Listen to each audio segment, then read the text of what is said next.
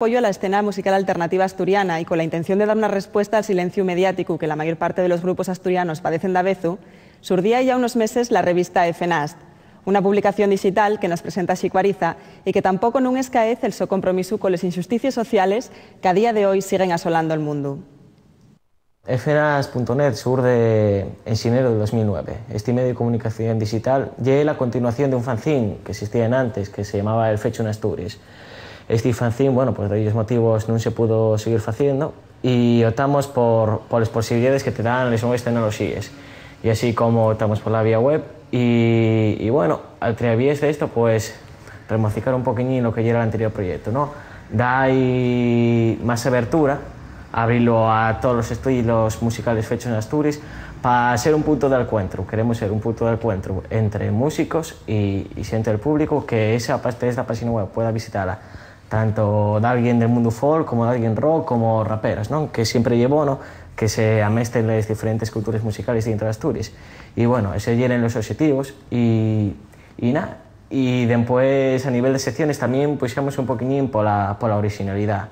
Así como tenemos entrevistas audiovisuales, mensuales, reportajes, noticias diarias, siempre que pueden ser diarias, y también artículos de opinión de gente del mundo de la música asturiana.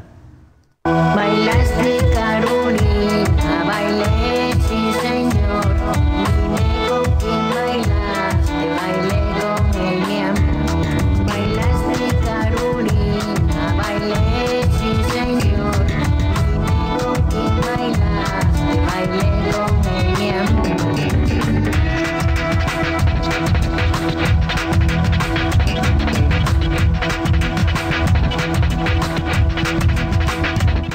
Pues EFENAST.net también tiene el objetivo de rellenar las carencias informativas que hay con la música alternativa asturiana. Los medios de comunicación mayoritarios dase la espalda muchas veces a los grupos de música que están trabajando y a la variedad de estilos.